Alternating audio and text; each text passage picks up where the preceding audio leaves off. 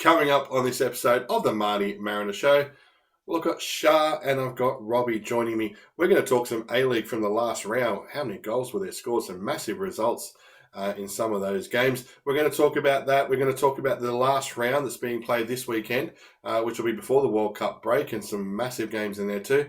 Speaking of World Cup, we're going to talk about the Socceroo squad, the omissions, the surprises. The boys are going to let me know what they think about the actual squad itself. And Sha is going to let us know all about a massive project that he's got going on. The 20th anniversary of the A-League. He's putting a book together, some player accounts of things that have happened, and plenty of interviews. It's absolutely amazing. So he's going to tell us all about that. Looking forward to hearing from him. It'll be an absolutely great project. Massive show coming up. Make sure you don't miss a second of it. It's the MartyMariner Show.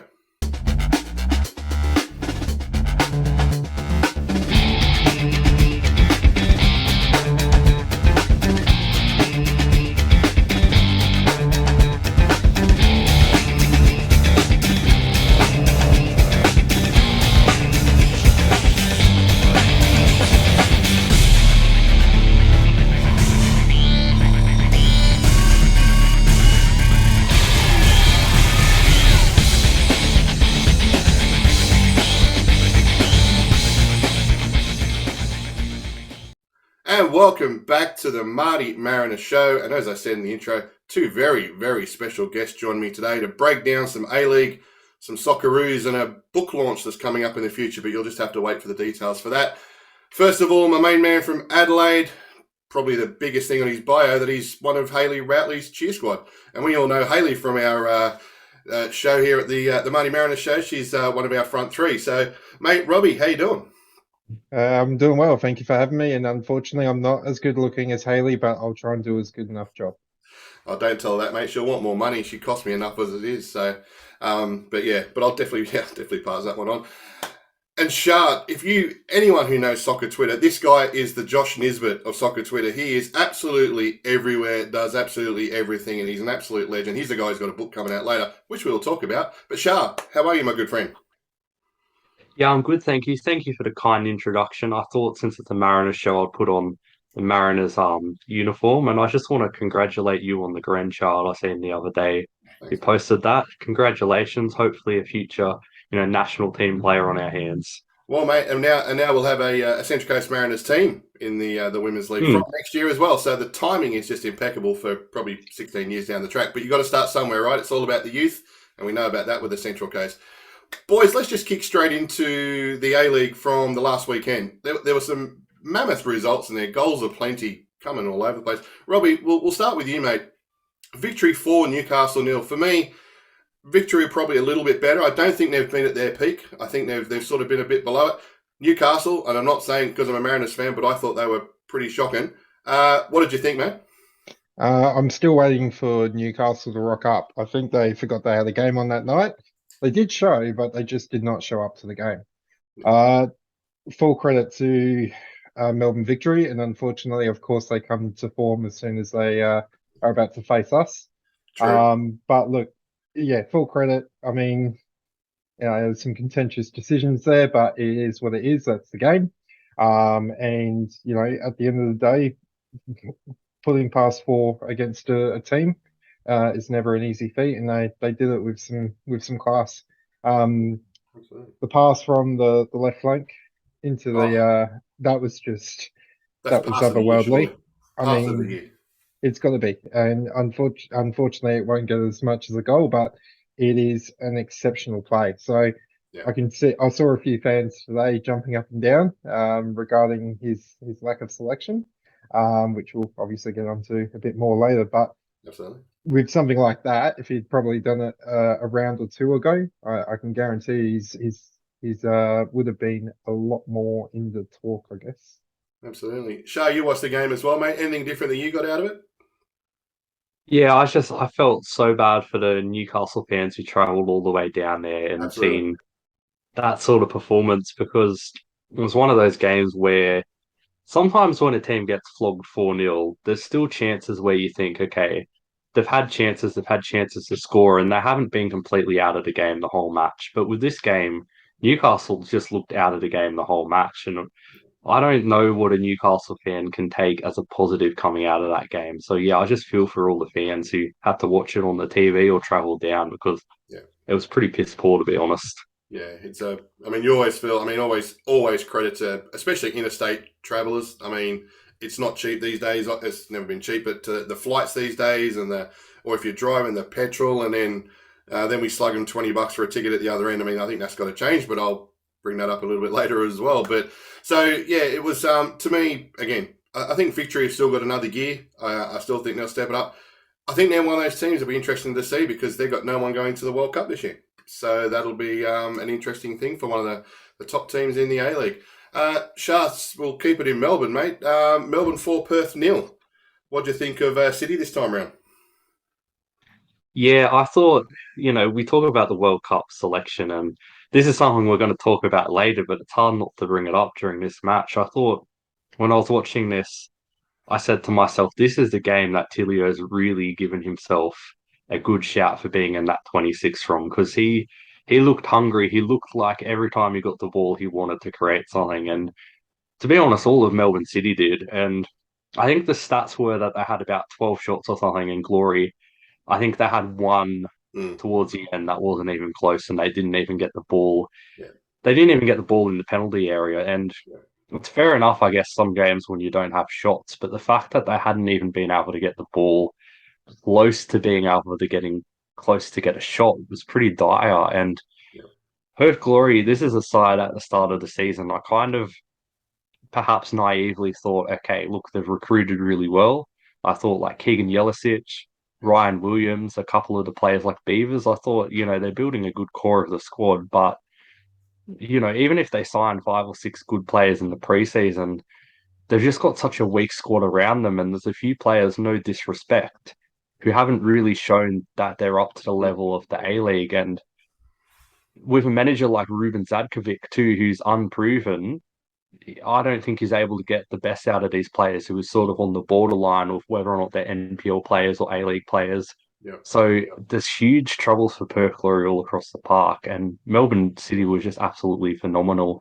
Yeah. Matt Leckie, there's been questions about him, in the Socceroos, whether or not he's good enough, whether or not he should make the 26, but he and probably Craig Goodwin, since he's come back from injury, have been the 2 best Australians in the league. And I think he's just pretty much silenced all the critics with that performance last week as well. And it was good to see him get a goal at the end.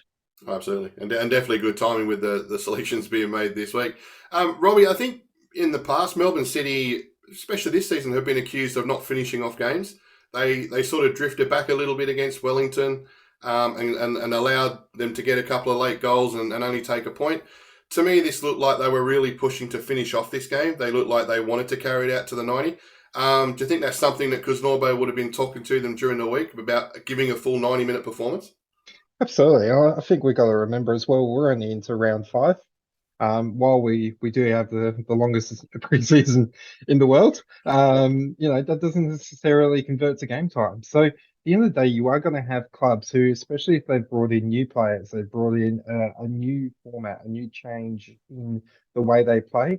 You are going to have players who are going to take those first few weeks to start really gelling and connecting with each other. I think that was one thing we noticed with the COVID games. Yeah. Because they were with each other 24/7 in these hubs, that was really able to gel quicker because they couldn't escape from each other. Yeah. They were around each other 24/7. They were able to work with each other on a regular basis. Whereas now we do have outside influences that will prevent you from doing that as well. So yeah, look, Melbourne City definitely showed that they've got the goods again this year. McLaren slogging away too as well. He's not one that I look at. I'll be honest. Anytime he's playing against us, I'm like, if we don't shut him down, he is going to absolutely destroy us. Yeah. So automatically who the danger players are for Melbourne City, and quite often they will penalise when they have the chance. And on Sha's point, they had 19 scoring shots to 1. 7 on target and still came away with only 4 goals. So if that keeps up and if teams don't press them and shut them down early, then everyone's going to be in for an absolute bruising this season. No, absolutely. And as I said, I mean, they're the team that everyone looks at. And as you said, if every player in that side fires, I think they're untouchable. I think they're that kind of team. But yeah, we'll see how we go. Again, the World Cup break is probably the most ill-timed in all the leagues going across in Europe, and obviously with ours as well. I think it will honestly make some sort of difference in the back end of the season, especially coming into Christmas and the New Year. Um, the West Sydney Wanderers 0, the Central Coast Mariners 3. I've got this one, boys.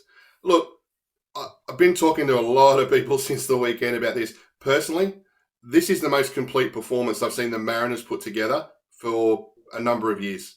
I just thought our ball movement was really good. I thought our backline was brilliant. I thought Nectar coming in that centre was just absolutely for a 19-year-old, absolutely outstanding. The midfield was just buzzing. Ballard and Nisbet absolutely got it. And look, attacking players in our club with Cummings and then Ruse comes on the second half and knocks a couple away. Look deadly all over the park. I think West Sydney actually played into our hands in the second half with the changes that Marco Rudin actually made. I think he, for some reason, that the other team's got a grand qual on the bench, and you make the defensive changes that he did. I thought that was like, I could see Monty going, okay, yeah, do that. you just go right ahead and make that sub. I just didn't understand it. But look, yes, I'm extremely biased, but Robbie, pretty complete performance. So I had friends and family. I was texting about 15 minutes into that game, going, "I don't care what you're doing. I know it's a Saturday night. Get your ass on the couch and watch this game because this is what I've been trying to tell you is the pinnacle of Australian football." That game was exciting from the first knee drop, which I refer to as the kung fu fighting moment, to basically the 90th minute. You're 100% correct. The first half, you did have them already, and there was definitely scoring opportunities there. Just it wasn't that final click. Yeah. As soon as you made the substitutions, Western Sydney Wanderers, and you said it perfectly, you played straight into your hand by dropping to a back three. Yeah. It's basically going, please, we want you to score. And then when you finally score, you go, please, can I have some more? Absolutely. I just don't understand it. And I think that's something that Marco will definitely have to we'll have to revisit and go, did I make a grammatical error here? So full credit to the Central Coast Mariners, full credit to Western Sydney Wanderers, because honestly, if anyone wants to go, we're going to put on a show this year, they need to sit down and watch that game. Yeah, no, I certainly endorse it, mate. I've only watched it a couple of times since then, so it was absolutely a great game. Sha, a guy who's playing at the Mariners this year, who I've got big raps on, is Sammy Silvera. Now, everyone keeps saying to me, "Oh, look, Qual, when he goes in January, you'll miss him so much." And don't get me wrong, the kid's an excitement machine. Hasn't started a game yet, but he's an excitement machine. He's an impact player. But when you look at the players that we can play in those wide positions in Nkololo, Sammy Silvera, we've got players that can play there already. Tulio can do the same thing too. But, Sammy Silvera, do you think he's gone a little bit under the radar so far this year with all these other names? He scored 3 goals out of 4 games. I actually think he's been absolutely killing it this year. Yeah, I think it's funny because last season when he was at the Jets, he come back. He had that good little spell with Mariners, and then he went to Portugal and come back with the Jets. And a lot of people, I think, thought, okay, Sammy Silvera is going to kick on, because he was showing absolute class before he left. And he didn't really. He looked, pretty much a shadow of himself, whether or not he was missing a bit of confidence or something. Now, as soon as he's gone into the Mariners, all of a sudden he looks like he's playing with a smile on his face again. And the thing about the Mariners side is whether it's Qual, Ruse, Silvera, and Cololo, whoever it is, the thing I like about them is every time an attacking player has the ball, they always look like they're trying to go forward into the box. They always look like they're trying to make something, even though an attack doesn't look likely. And I think that's a lot to do with Monty. I think with Silvera, for example, Monty's got him starting to play with that sort of belief again that we started to see glimpses of in his first Mariners, spell. Absolutely. So I think, even though it's going to be a massive loss when someone like Kowal leaves, I think Mariners have the talent and they have the belief that I think they'll be fine. Even someone like Michael Ruse, who wasn't really given a chance at MacArthur, and he had a poor game last week. Yeah. He come back, he didn't get his head down, and he was just playing with belief. He was just trying to make something every time. And yeah, the Mariners are playing really well and really exciting and really positively, and that's due to the club culture and that's due to Monty. So well done to everyone involved. Absolutely, and I think you can tell too that when the subs come on, they're keen, they're pumped, they're just let me be a part of this. They want to be in it, and I don't know if Sammy Silvera would have done that. He definitely wouldn't have been like that at Newcastle, but you can see him on the sideline now, and I've been fortunate enough to speak to him a few times. You're right with his smile. You can't wipe it off his face. He feels like he's home. He's settled. He's like, bring all this on. I'm ready for it. Great article on him in the Loose Cannon coming up this weekend, just for all those Mariners fans who might want to read one. I don't know who wrote it, but hey, great article. But look, he's just such an entertaining player. He's one of those players you love seeing him get the ball at his feet. He can take players on. And look, 3 goals out of 4. And who'd put money against him getting 4 out of 5 this weekend? So I'd certainly wouldn't mind a few of those. That'd be pretty handy as well. So, but yeah, we will see. As I said, we've seen the Mariners also lose at home to Perth, and that was only a couple of weeks ago. So it'll be a big game this week, which we'll cover off on very shortly. Can I just say as well, the other thing I forgot to say, come Dingo. Yep. That's as far as I'll say. Yep. Watching him on the All Out Access. Yep. Right, how proud he was of Cool and taking him under his wing, and the way he has turned his life around from the fallout back overseas. I give nothing but credit to that guy. I'm so excited to have him play at Cooper's and watch him in flesh. But what I did notice was his direction on the pitch is second to none. And I think that's where as well your forward line has such a benefit now because he's able to read the play so well. I think it was either on the weekend or the weekend prior. He pointed out exactly where the wing needed to go, and it's basically set up the goal within 2 passes from that. He's read it that exceptional, and just full credit. I love watching him play, and I think so does the rest of Australia. Yeah, and he's fitted straight into. And you're right. They after the Western game, they had a fans on the field thing where after a certain period of time, all the fans were allowed on the field, and obviously he was just mobbed. But he signed every autograph, got every photo. There was no sort of stay away guys, and all. He was right in the midst of it. The amount of times I saw him getting the whole photo thing going on, and it was just the kids were just lapping it up, and he's an absolute. I'm happy with all 3 of the guys. We'll talk about the World Cup, but the fact that guy's going to be in that squad without even touching a ball, to me, that's what he's there for. He'll score goals and he'll play and whatever, but he's there to be part of that squad. So, he's and he's just such a top bloke to talk to. He'll talk your ears off. So he's a great acquisition. I was worried when Marco Urena left because he did a lot of that talking and organising, but we've got a ready-made replacement. That's absolutely for sure. Sha, we'll come to you first. Wellington 4, MacArthur 1. I was a little surprised. I thought I like watching Wellington play. I think they can play some pretty attractive football. I didn't pick a 4-1 result to the Kiwis.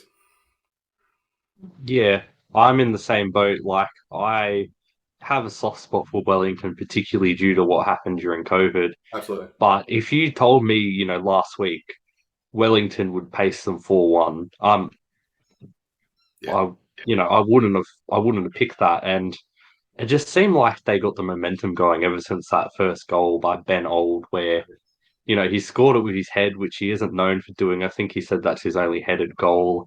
And then Clayton Lewis had that awesome free kick, and MacArthur had times where they looked like they could have been dangerous. They could have scored, but Wellington just did really well to shut them down. And I think that's where they got the success from, because they really start building from the back, and they've got a pretty good core squad. And I think one of the most underrated players in the league is Scott Wooton, because he's a real leader at the back. He's marshalling that back 4, and I think a lot of their positive play really comes from him. Absolutely. And Robbie, worries for MacArthur, do you think? I know it's only early in the season, but geez, they look pretty flat. Yeah, look, I don't know what's going on. There might be something in the back rooms that we're not privy to. We might have to wait for the next All Access to be able to get a bit more of a deep dive on that. Absolutely. Maybe it's just the fact that they had to travel international and weren't able to bring the cowbells. Yeah, well, So, exactly. And long may that continue this weekend when they come to Central Coast Stadium. My but gosh. Anyway. look, full credit to Wellington Phoenix. So, I think because they're so far away from the rest of the teams in Australia, yeah. they sort of seem to be that, oh, we forgot about them, you know. Yeah.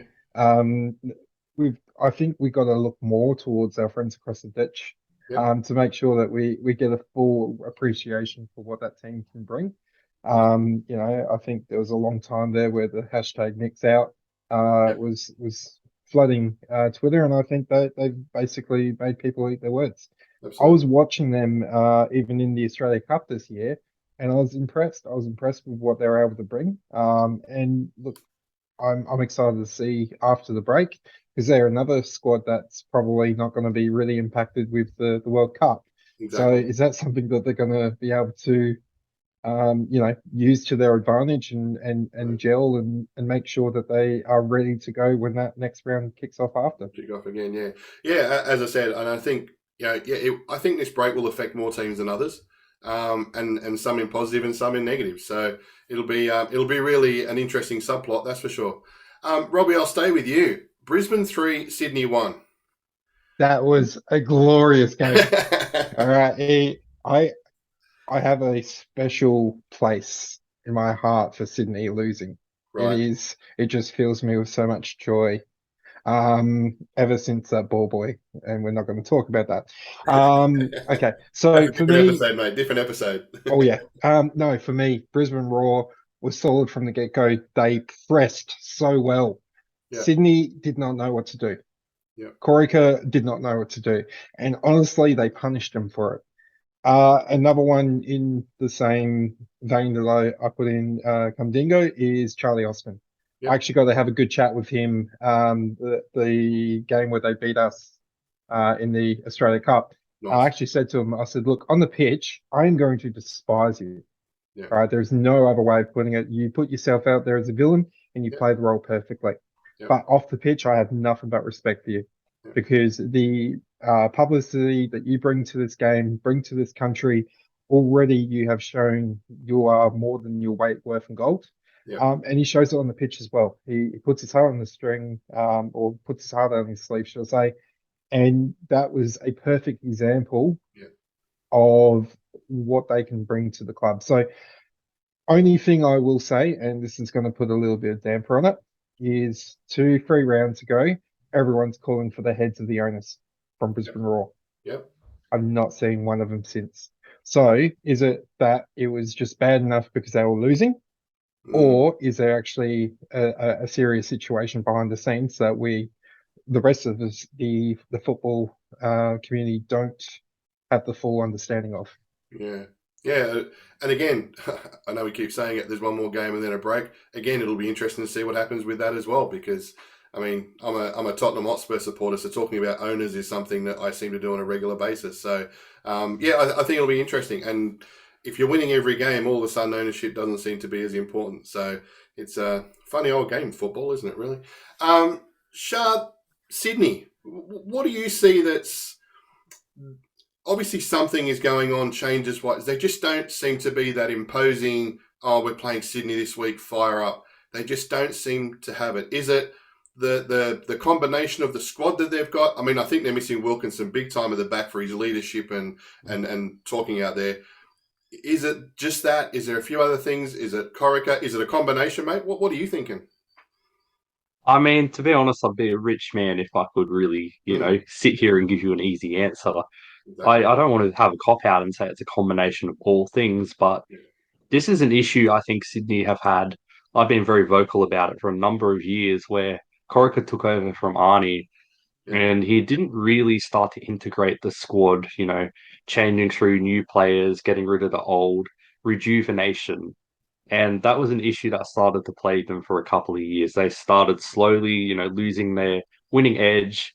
And now I think this season, they've got some good signings. They've got Joe Lolly, Robert Mack, all this sort of thing. But they've still got this core of the squad that's basically held together with masking tape. And when one player goes out of it, and Alex Wilkinson, Yeah. They just don't have the troops to back it up. I mean, the fact that they've let one sort of injury to Alex Wilkinson and then someone like James Donachie, who people have questioned whether or not he's Sydney FC quality anyway, Yeah.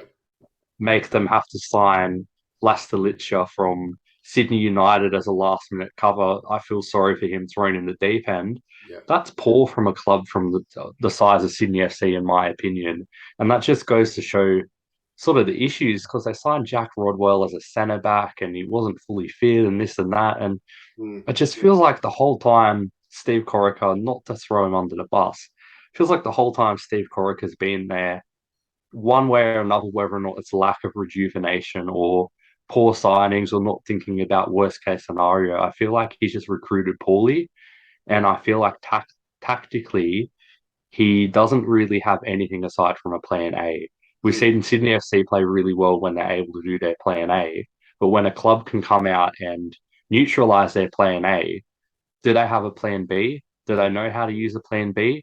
It seems like sometimes when Sydney FC is losing a game, they don't know how to change tactically to get back into it, unlike an Adelaide United, where Yeah. Adelaide's losing a game, you always think, shit, they're not going to lose. They're going to probably claw something back. Yeah. When Mariners are struggling in the game, you always feel like, okay, Mm. Monty can tactically change something up and, Yeah. potentially change this game. It doesn't always work, but I never feel like that with Sydney FC.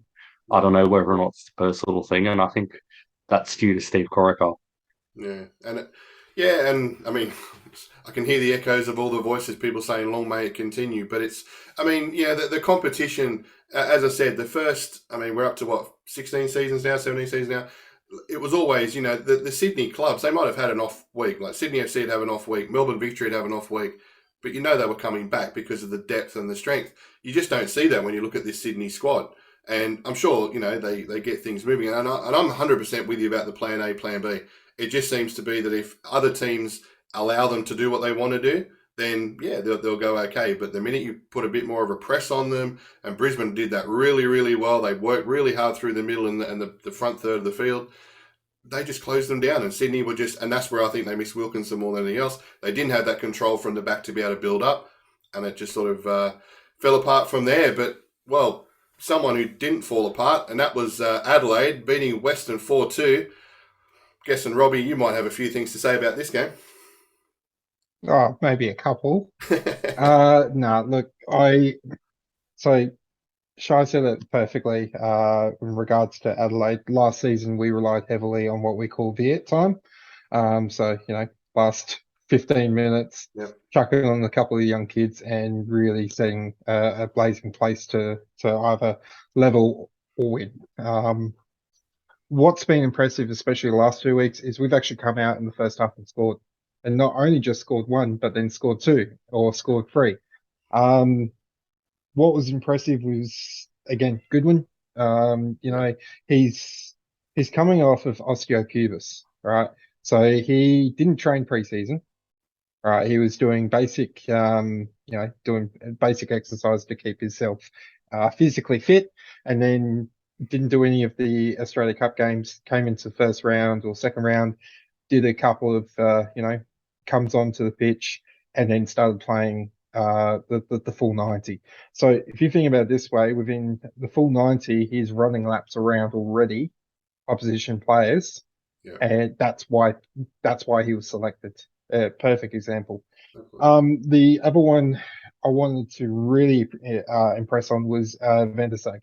All right, our defensive was not the best at times. I think we're still trying to work that out. The back four just needs that little bit extra to gel.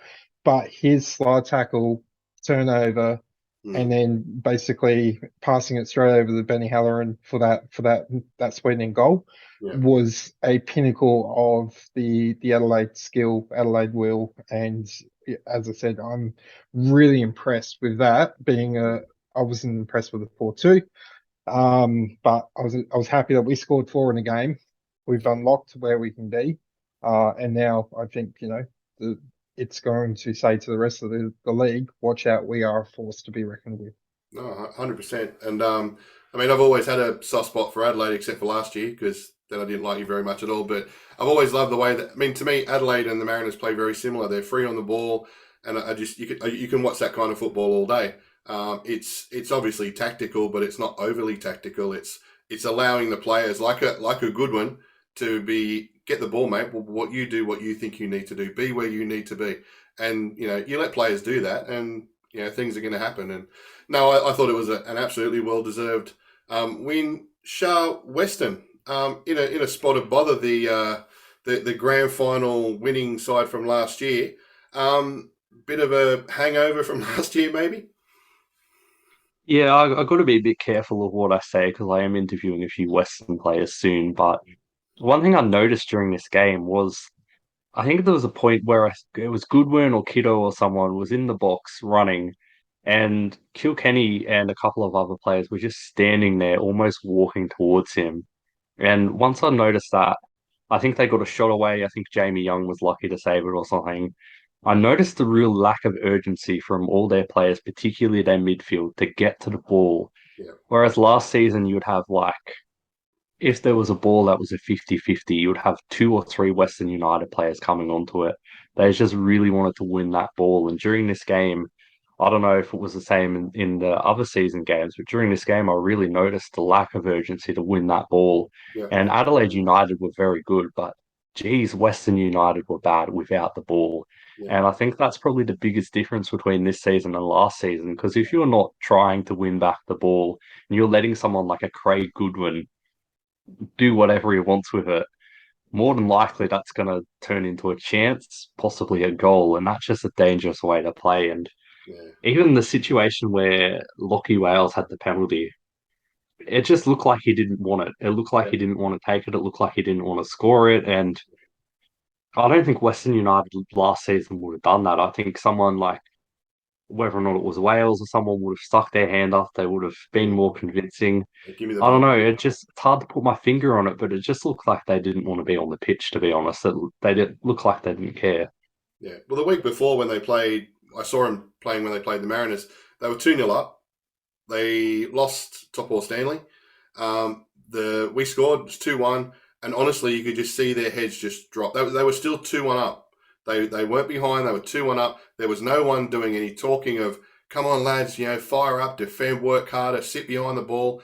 It was 2-2, 3-2, 4-2, and there was no giving up. I would never say it was a give up, but it just seemed to be there was just this, well, we're probably going to, it felt like they, were looking like they were going to lose the game. And there just didn't seem to be anyone sticking their hand up. I mean, I've been a big admirer of Kilkenny's for a lot of years when he's been playing, for his tenacity and his aggro and his firing up the rest of the team.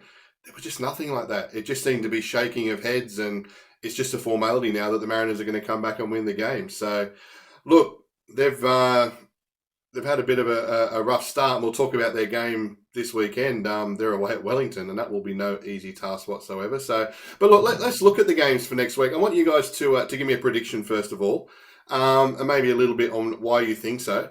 We'll start with the man himself, Robbie. Adelaide at home to victory. So if anyone is doing anything on Friday night, I would highly recommend not. Yep. From what I've been made aware, OSM posted that they have almost sold out their Yep. away bay.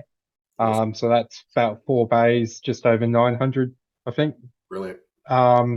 We've got a massive contingent coming in, especially with the new stand being built. I can honestly say the last game we had at home, the echo from that was electric. So to have that full stadium just rocking. And it looks fantastic too, mate. Was it yourself who took that video going up the stairs and into the... That was Robbie, the other Robbie. Robbie, yeah, we just do enough to confuse everyone. So there's two Robbies right next to each other. That was brilliant. That was brilliant. That was me saying it's so sexy. There we go. Because that was legitimately my first. That was the first time I've walked into the stadium this year. So it just feels like a proper stadium now. It's boutique. It's exactly what you want. It's that close to the action. And now that we've got a new sound system, new lighting, our pitch is actually being relayed as well. We've now got 4 change rooms, so we can do double headers with the women's game. Which I'm happy. I'm happy we can do that. Just needs a few palm trees, mate. Apart from that, it looks good. Look, I will say this: as much as I love High Marsh, we'll never have any barbecue or tomato sauces floating around. Well, your Um, loss. Your loss. and unfortunately, we will never have a Marvin. Okay, there's only so much we can do. We've got to give you guys something Thank you. We'll take it. anytime. What's your prediction, man? So look, I think this is going to be a close affair, given the fact that both clubs have found their form. Heading into the World Cup, you know, break. I think this is going to be a round where we see most players leaving it all on the line. Yep. They're not going to have to worry about if they get slightly injured that they're not going to be able to play for the next week or two because they've got that break. Yep. The only thing I'm worried about is if anyone goes near Goodwin. Yeah, watch Don't out. you touch my boy. But look, I think I'm hoping for a 4-3 win to Adelaide. I think that's where it's heading. Yeah. Bit of a goal fest. Sha, what do you think, man? Yeah, look, I'd love it to be a 4-3. I'm always the guy who says, I want it to be a 5-4, etc. I think, I think a lot of the Victory boys who were pretty much on the border of that Socceroo squad, particularly someone like D'Agostino, Yep. I think he's going to come out this weekend and kind of pretty much say to Graham Arnold, look, you got it wrong. I think he's probably going to score a double or a hat trick, and I'll say it's 3-all. I'll say it's 3-all. Wow, goal fest out at High Marsh. Loving that. I'm going to go the opposite. I actually think it'll be a really tough, cagey game. I think Adelaide will start well, and I don't think they will want to lose to Melbourne Victory at home. I think Victory will have a point to prove, but I just think it'll be a bit of a stalemate there for a while. Maybe a 0-0 at half time. Maybe end up 1-1. I can see a draw coming out of this game. I just think it'll be one of those cagey kind of games where I think they won't want to lose it. Whether they put in enough to win it, but we shall see. The proof will be, well, watching this back next week when we all find out. Shall we start with you, mate? Jets at home to Melbourne City.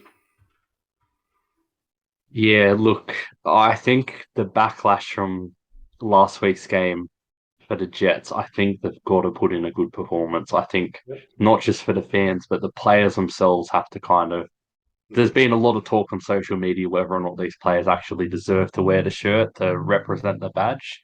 Yep. And I think a lot of these players have to stand up and kind of show that they're Jets material. And I think Arthur Papas, he's a highly rated manager. I think this is the week where he has to kind of show, look, this is why people like me. This is why people rate me.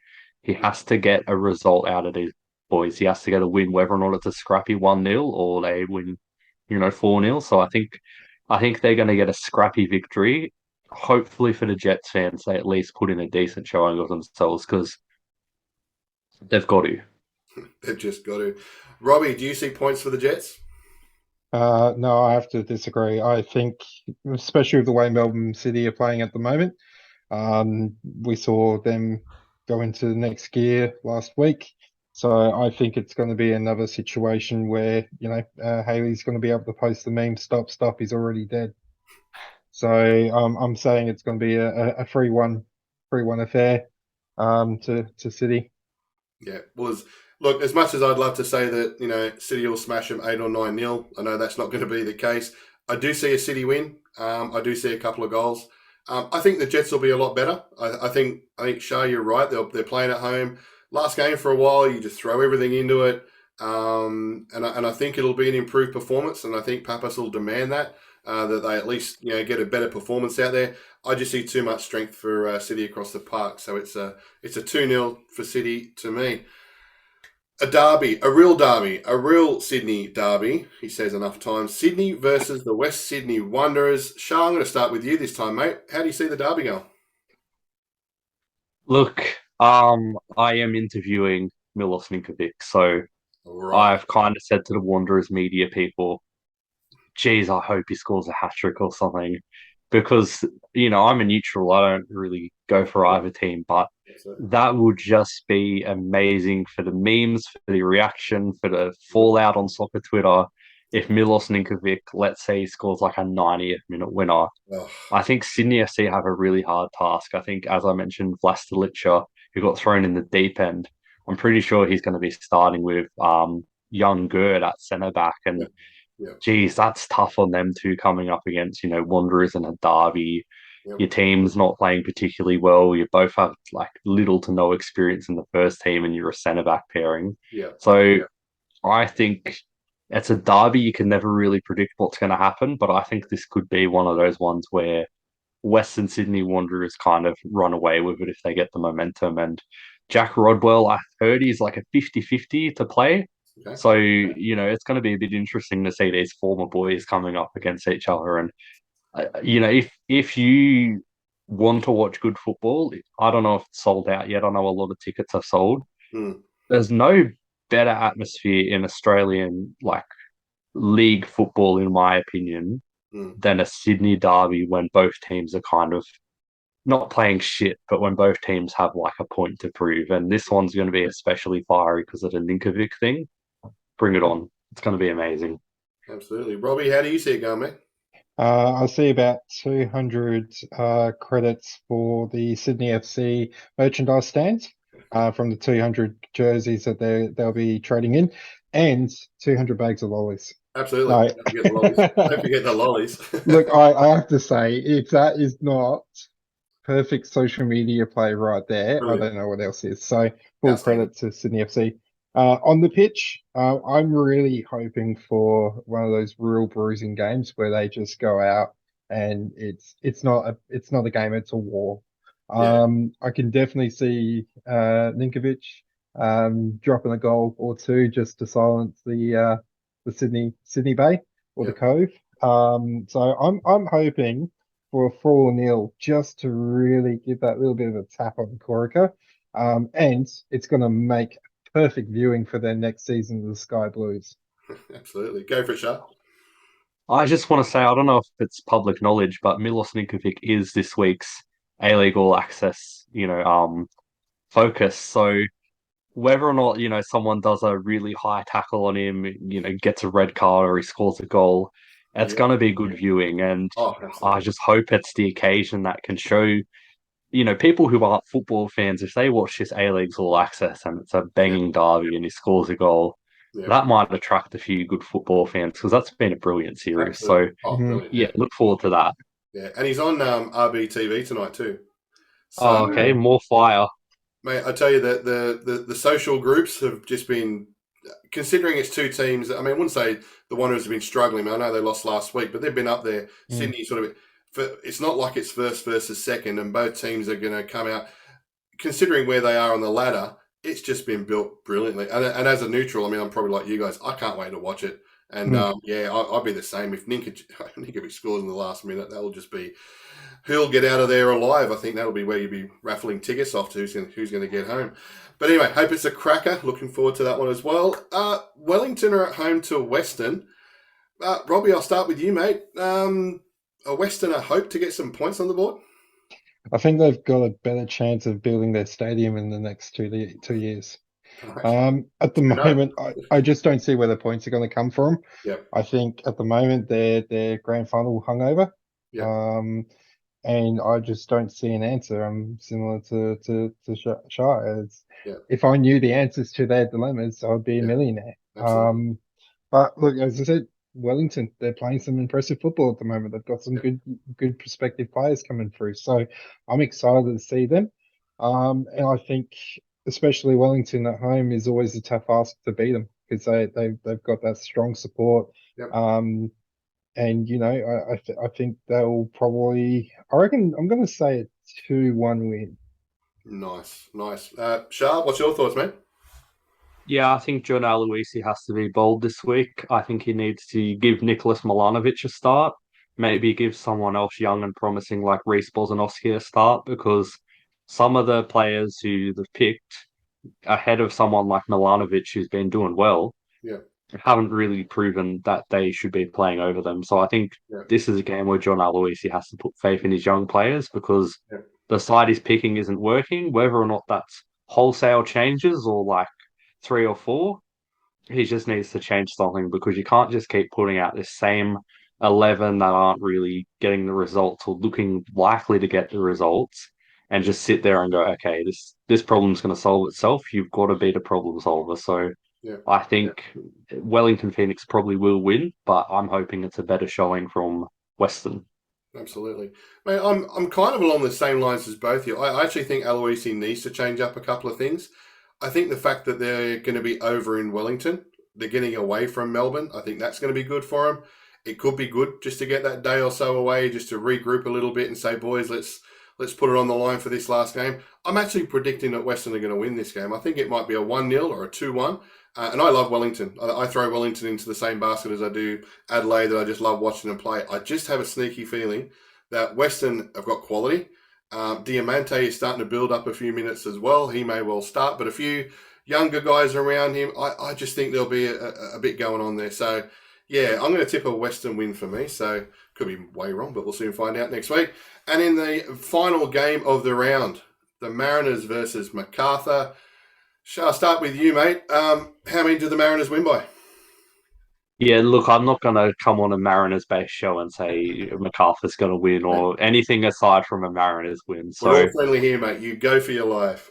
I look, I think Dwight York had a lot of success early on with the Bulls, Yep. and now he's in a patch where he's had a couple of rough matches, even some of the matches where they've got points from, Yep. they haven't looked all too convincing. So for me, this is going to be a match I'm going to be watching closely to see kind of what Dwight York's made of as a manager.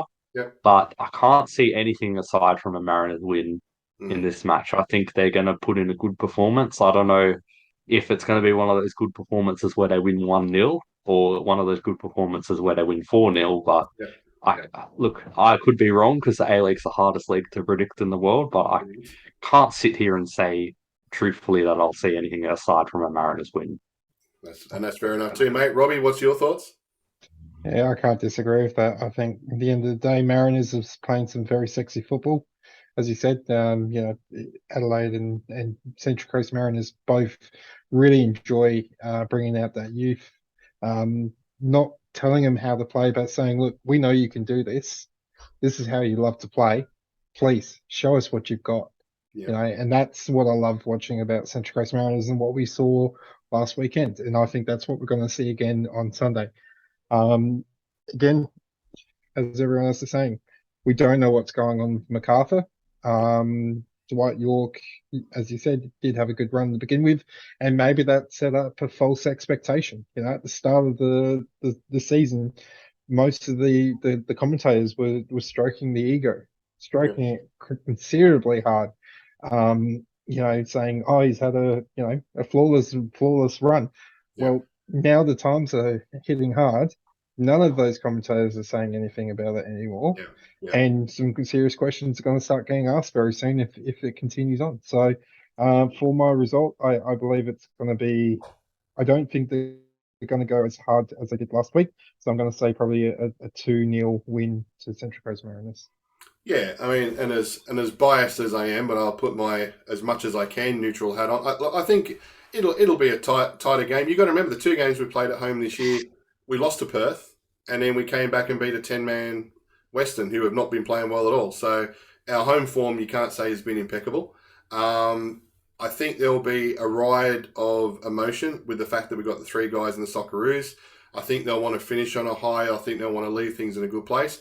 I wouldn't be surprised if it's just a 1-0. Could go to 2-0, but I think I actually think it'll be quite an entertaining game. I think the Mariners, the staff there, they're the best in the league, and I'll say that to forever. Really pushing as much as we can to get as many to the ground. It's a kids go free promotion as well. They just had a promotion in the Bay to buy a whole heap of tickets for a lot of only a few dollars anyway, and it's been going well from all I can hear. So hopefully we'll have a decent crowd there to send the boys off. But I'll take a 1-0, put it that way. So we will see how that one goes, boys, and we'll check out our results again next week. And got a few more weeks to worry about the next round to predict those ones. So we'll see how we go. Let's talk Socceroos. The announcement that came out. Reading through the names, I've always seen. Oh, there we go. He's got them away. I've never seen. There was a lot of discussion pre the selection announcement. A lot of this is this, and then there was the words that came out. Oh, we've heard he's not in the squad and all that. We'll just put up the squad just so we can read out to everyone who is actually in the squad. Matty Ryan, Vukovic, and Andrew Redmayne in goals. Atkinson, Bajic, Karasic, King, Rolls, Sutar, Dengenek, Deng, and Wright. Bacchus, Devlin, Rustic, Irvine, Aaron Moy, and McGree. And Goodwin, Boyle, McLaren, Mobile, Leckie, Kuol, Duke, and of course, Cummings. Sha, I'll come to you first. When you first heard the squad, was there an immediate, I can't believe he hasn't made it, thought in your mind? Yeah, look, I'm going to say the obvious one. I wasn't shocked about Lengerak because there was talk about it the day before, but when I saw the squad and I saw the defenders, I had to check 3 or 4 times to make sure that he definitely wasn't there. I was shocked Sainsbury wasn't there. Not because I particularly think he's a fantastic player, but because he's got the experience. He was training with Melbourne City in preparation for the World Cup. He's Arnie's son-in-law, which that shouldn't matter, but it would be hard to leave out your Family dinners are son-in-law. going to be awkward, mate. And he's essentially had this sort of leadership role within the squad. So I was a bit shocked to see Sainsbury, not in the squad because I thought he was going to go over someone like Kai Rolls. Yeah. But I completely agree with the defenders Graham Arnold's picked, except for maybe Joel King. I think he hasn't played enough this season, in my opinion. I think someone like Alex Gersbach or perhaps even a Callum Elder could have made the squad, but let's just say Joel King's pretty lucky that he's young. He's only 22. So look, if he's going to be a backup left back, it is what it is. Yeah, yeah. Robbie, when you first saw the squad, was there anyone who you thought, geez, I reckon they've been really unlucky? No, I actually. So at the start of yesterday morning, when I started seeing the exclusive flying out, I Yep. posted very early on, which is until I've actually seen the squad, Absolutely. I'm not going to jump into this. One, I was busy as anything at work, but two, um, I didn't want to take it away. I'll look at it this way, all right? And this is one thing we need to remember. There are 26 players in that team Yep. who have spent their life dedicated to this very thing that we are doing right now, okay? Absolutely. They are about to head off and represent their country in the greatest competition in the world, the World Cup, okay? Why are we sitting there begging and pleading why one of the 55 didn't make it? It's a numbers game. Unfortunately, it's going to happen. There are going to be people who miss out. And you know what? I hope that those who can next round, in the next 4 years, can turn around and go, right, I have worked my ass off for the next 4 years to prove myself as to why I should have been there 4 years ago. Yep. All it does is it makes you more hungry. If you think about back to 2018, 2014, 2008, right? We sort of knew who there was going to be the 26. There was no real surprises there because we only had a select few that could actually go for it. All right. You knew Tim Cahill was going to be there every time. You're going to know that Rob Cruz was going to be in there every time. Yeah. We have had a really good discussion about this because we've got some great talent coming through. Absolutely. We've got some exceptional players. I mean, one thing that I'm excited for, and I know I sound like I'm banging on the South Australian drum every 5 seconds, but it's because we are so often overlooked in regards to our youth development that it honestly frustrates me. We've got 4 players who played for Adelaide United in this squad. We've got Riley McGree, we've got Awa Mobile, we've got Thomas Jang, and we've got Craig Goodwin, our current captain. Exactly.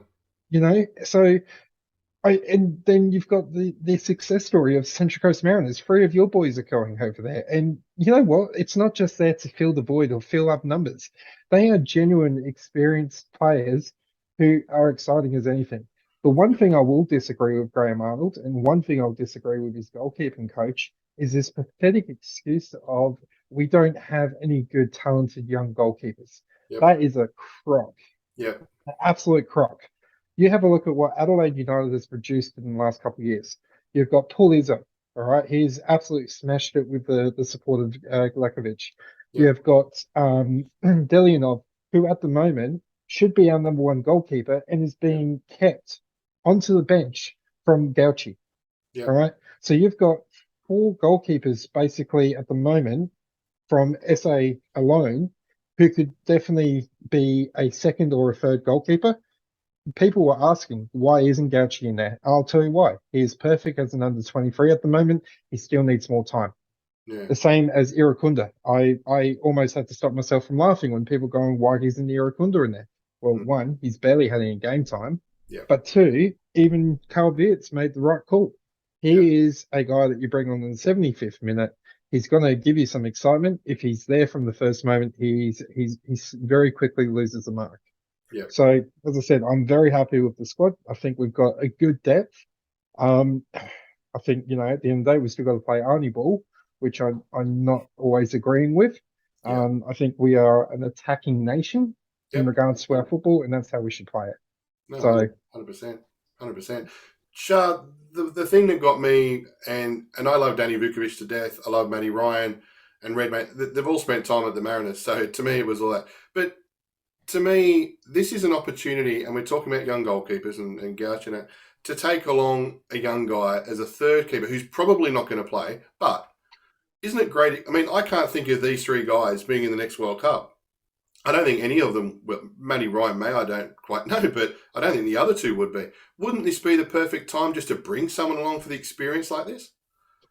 Yeah, I thought, look, I don't want to say anything bad about any of the players, but I thought it was a bit perplexing, the three that got chosen, because I'll rephrase it. One of the things that kind of irked me about the past day is a lot of news companies, and I won't name journalists, putting out reports from like former players, this and that, about Mitch Langerak essentially, painting him as a bad character that wouldn't fit the squad, wouldn't add to the dressing room. And I can tell you, I've worked with a lot of goalkeeper coaches and a lot of people who work directly with Mitch. I've never heard a bad word said about Mitch Langerak, and whether or not he was not picked for a different reason, fair enough. But for people to kind of make their own assumptions that he's got this poor character and this and that, I think it's just really disappointing from Australian media to try and get those clicks and to try and, put a bad word about someone who he's been Socceroo's number two pretty much since he was called up to the squad. And there's times where he probably should have gotten the number one jersey, but he's always come for the squad. He's always been part of the squad. He's always loved representing his nation, even if it's on the bench. And the only time he didn't was due to having a young family and COVID and Japan's COVID laws, which he was gutted about.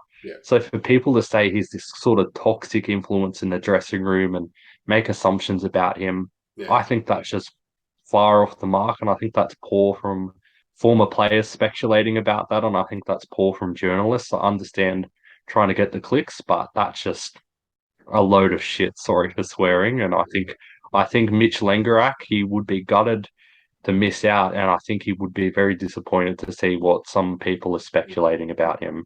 Oh, and let's face it, it was also very much the same along the lines of young 18-year-olds who are still deciding which country they want to play for, and we're throwing every word at them as well. But, that's probably a totally different show as well. Robbie, we're playing France, we're playing Tunisia, we're playing Denmark. Realistically, what are you looking at as a result to come out of this World Cup? I'm between two minds. If we make it out of the group stage, contract clause is triggered for an extension to Arnold's contract. Oh. On the other hand, I think a lot of people are underselling us. This is a tournament where we are going to go in as underdogs. I still remember in 2018 where everyone was saying we were going to get absolutely walloped by France, and we shocked the living daylights out of the rest of the world.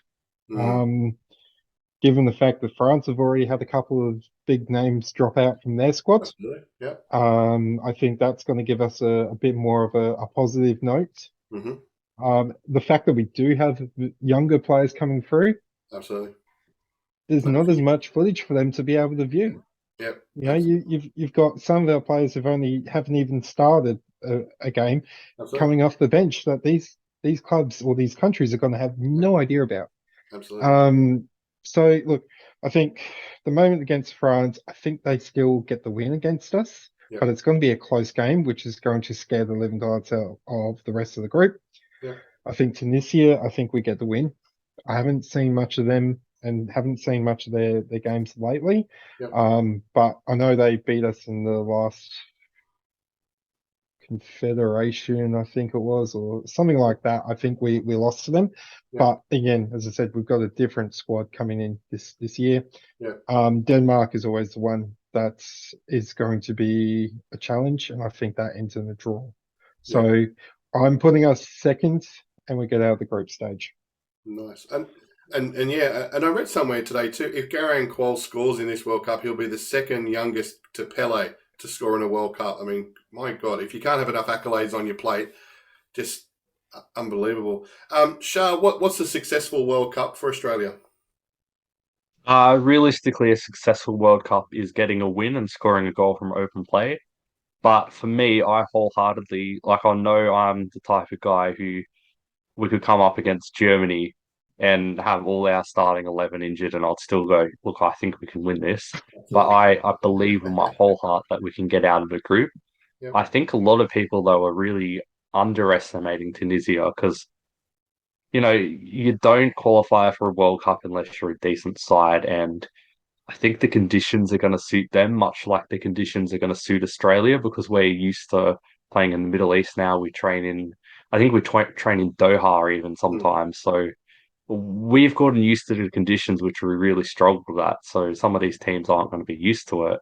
But I think, look, I think we can get out of the group, but I don't think there's going to be an easy game. As I said, a lot of people are saying Tunisia is going to be the easy one. It's a World Cup. There's no such thing as an easy game at a World Cup. So yeah, that's a successful World Cup for me. Yeah, absolutely. And I think it all kicks off. So it just seems like I still can't get my head around the time of year it's being played. It just doesn't feel like a World Cup. It's the middle of the season thing. It's just as it's got closer, and I've got my sticker book, and I've got the Panini stickers out, and I'm starting to fill up the book there, and it's starting to get a little bit more like it. And the chart will go up on the wall very, very soon, and all that sort of stuff. And of course, there'll be a World Cup preview show next week coming up on the MartyMariner show. Stay tuned for that one. Look, boys, that'll be the World Cup. But look, I want to end on an absolute highlight, probably bigger than the World Cup. Sha, this book that you've got going, mate, I want to know, where did the idea start? And where's it up to? So years ago, I'm not a Brisbane Roar fan, but I think my favorite player of all time would probably have to be Thomas Broich. And years ago, I ordered a DVD. I heard that he got followed around by camera crews from the time he was 17 or 18 because he was one of the hottest prospects in Germany to the time he come to Australia. And he's got a pretty amazing story.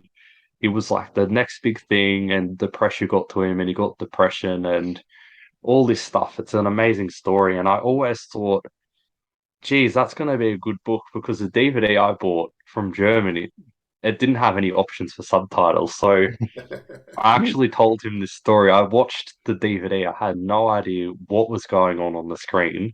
I was kind of trying to follow it around, and I thought, if this is an interesting story when I can't understand what anyone's saying, imagine what it would be like if you got to tell it properly.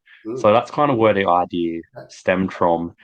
And where I'm up to, it's kind of hard to explain because with the book, I'll explain what the book's about. So I'm writing for the 20th anniversary of the A-League about the greatest players in the A-League and their footballing stories, much like the Thomas Broich. But I'm collaborating with all these players. So all these players I'm doing interviews with, and they're telling me their stories. So it's a combination of me writing about what they've done and them telling me their stories. So there's a lot of times where, for example, with Milos Ninkovic, I'm waiting on the club to formally organise the interview where we sit down and have a chat, or like a retired player like, Matty Simon, getting the time to have a chat with me. So there's a lot of players I've interviewed and a lot of former coaches and teammates I've got comments on, but there's also a lot that I've had to be really patient with and work around their schedules. So I'm kind of doing as much as I can, but at times I will admit it is a bit frustrating, with football players and how bad they are at managing their times and activities and all that sort of thing. Yep. Absolutely, absolutely. And, so obviously you've already been interviewing players. Any interesting stories that you can give us a sneak preview about from someone that you went, I didn't know that? Oh, there's a lot of players who have told me stories and they've said, look, this is the first time I've ever told it. And Oh, the ones you're the, allowed to repeat too, by the way. We don't want the end of season ones. I want we're very PG here on the Marty Mariner show. there was a player who I heard a rumor about him and I kind of read a story and I thought, okay, this is not a true story, but I'm going to ask him if there's any truth behind it. And it was Paul Ifill who played for, he played for Sheffield United in the Yeah, Premier League and he played for Wellington Phoenix. Phoenix, yeah. And he had this story essentially where he told me that he got dropped for a derby, Sheffield United versus Sheffield Wednesday. Even though he was playing really well, he was a constant starter and he was in good form because the gaffer's wife had a bad dream. And so he's telling me the story that the wife had a dream that something would happen and that Paul Ifill had to be dropped for this other guy who I think hadn't played. And obviously Paul was pissed off, as you would be. You're in form, you get dropped for a derby. Yeah. But what happened was during the game, what the wife had the dream about, it come true. So Paul kind of said to me that he was prepared to go to the gaffer. What's all this about? Blah blah Yep. blah. But he couldn't even do that because it turned out the dream was right. And he actually said when he first signed for Sheffield United that a lot of people sort of said to him, the manager's wife often has dreams and he'll change the squad because of that. And Paul thought that Wow. people were pulling his leg. But the fact that it actually happened and the dream come true, Wow. I just thought that was one of the most wild stories I've ever heard. Wow. That is, it is, yeah. I mean, does she do lottery numbers and stuff? That'd be pretty cool. Robbie, is there a player outside of Adelaide? Is there a player from past or present you'd really love to sit down and have a chat with? I've had a chance to have a chat with him on a couple of occasions, but it would have to be Taylor Regan. Yeah. Did you get a chance to have a chat to him, and what was your general impression of his playing career? So I haven't had a chance to chat with Taylor Regan, but he's one that I'd certainly love to interview because Mm. I won't lie, he wasn't the most skillful player, but he always gave 110% on the field. And there was always a time where the ball would come to him, he would put his body on the line to make that challenge. So I really respected him, particularly that one with Mitch Austin. That was a good, solid challenge, in my opinion. It was just a bloke holding his ground, Wow. tensing his body, Mitch Austin running at him like a headless chicken. And I think he even copped abuse from Mitch Austin's family for that. And, I just think that's absolutely funny. By all accounts, he's an absolute top bloke, too. Oh, very nice, very nice. So, so he's obviously it's still in the works of actually happening. So, when do you expect she's going to be up and ready? So it'll be out for the 20th anniversary of when the A League was announced. So that's 2024, Beautiful, around April. nice, So it should be done and on store shelves then.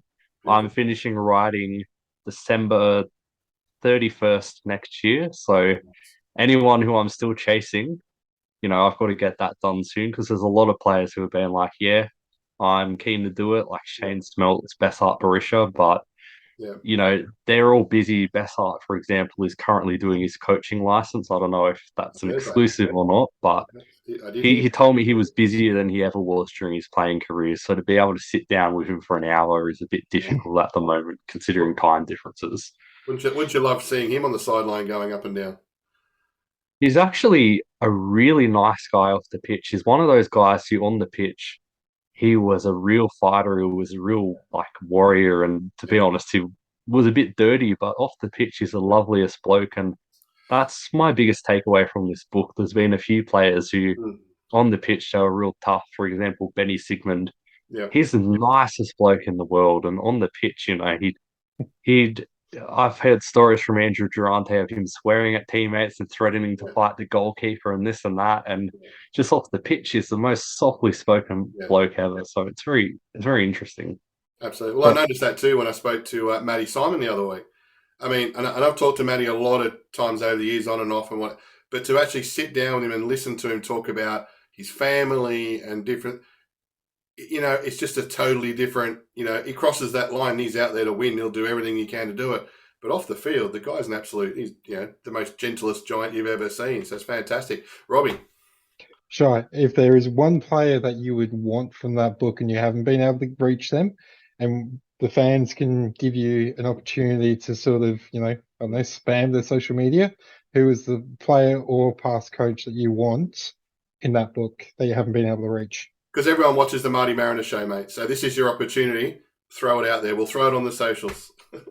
Well, when Craig Goodwin made Twitter, I shot my shot with him and kind of said, look, Craig, come on, I want to get you for this book because I reached out to the club. His old man's like giving me his details. I've reached out certain ways, and some football players are really hard to get a hold of. But I don't know if everyone knows this, but I live in Bathurst and I grew up in Lithgow. A certain footballer called Archie Thompson lived in Bathurst, grew up in Lithgow. We played for the same clubs. We worked at the same restaurant as a teenager. And I reached out to him for the book and he's not got back to me. So from one Lithgow boy to another, Archie Thompson, like I'm pretty sure I even worked with your mum at one stage. Come on, mate, do it for Lithgow. Just have a chat with me about your career. You can tell as many lame jokes as you want. Yeah. I need to get you in the book because it would be a travesty. I know Robbie, being an Adelaide fan, doesn't want to hear about it, but it would be a travesty to not have the bloke who scored 5 goals in the A-League Grand All Final right. be able to sit down and tell his story, sorry. You know, there's no other player apart from Bessart Barisha that I would rather you not speak to. But because I appreciate what you're doing for this book and for this league, I am going to personally at Archie Thompson with the hashtag Archie for Shy. Thank you. Love it. And we'll put it on the link for the video. We'll share it Retweet around. it. We'll have it all on there, mate. Absolutely. Got to make that happen. We'll get on to him. Where's he working at these days? Did he go to Paramount? I haven't seen him for a while. Yeah, he works at Paramount, and I was thinking Roy O'Donovan's a great bloke. I was thinking about asking Roy, who recently started working at Paramount, Yep. hey, can you just like let Archie know, Have a I'm a word. great bloke, not to talk myself up. Let him know that we had a good chat. You're in the book, Yeah. because there's a few players who they're quite difficult to reach, but if you've talked to like a former player of theirs, Always they're helps. more than happy to reach out. I know that was Always how helps. I got Andrew Durante. I had a good relationship with Benny Sigmund, and he Yeah. reached out to Andrew for me, and Andrew was more than happy to chat. So Yeah. Australian football is more about who you know, not what you know. So Absolutely. come on, Archie.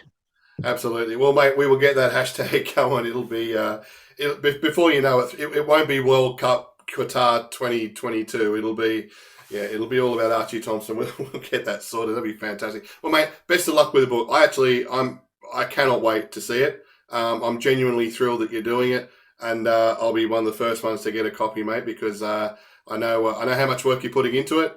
And it's such a great project. And I just think hopefully some people who do get to see this will embrace it and go, yeah, I've got some names for you. So we'll definitely sort that out as much as we can. Boys, that's the end of our show for tonight. I want to thank you absolutely for coming on the show. You've both been a bunch of legends. Best of luck to Adelaide over the weekend, unless you play us later on in the season. So we'll call that one square. And Sha, same to you, mate. Hopefully, we'll keep getting updates about the book, and we'll definitely, when we get closer to it, mate, we'll get you back on again and give us a bit more of an update to see where it's all at, mate. So, thanks, boys. Really appreciate it, and we'll catch you both soon. Thank you for having me. Thanks for having me, Marty. It was a pleasure to talk Socceroo's A-League and give the book a bit of a shout out too. Anytime, mate. Anytime.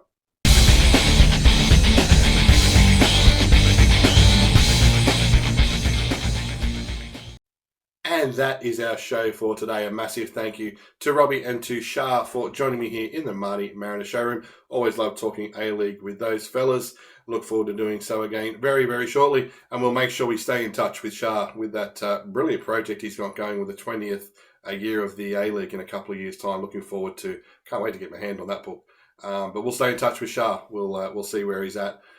With the book in the months and years ahead. Look forward to staying in touch to see where he's at. And make sure you don't miss out on those videos. The best way to do it is to subscribe to the channel. Click that little subscribe button in the corner. It's free. Say that again. It's free. It just lets me know that it's the kind of content that you love seeing and you want to stay in touch with the other videos that we're doing. We have some massive videos coming up over the next month or so. So make sure you don't miss out and hit that like button on the way out as well. Plenty of room in the comments section. If there's a player that you think Sha should have in his book, why don't you put it in the comments? I'm sure he'll check it out and we'll read it and we'll put it to him as well. It's been a massive show. Really enjoyed it. Love chatting to the fellas, and we'll do that again soon. It's been the Marty Mariner Show.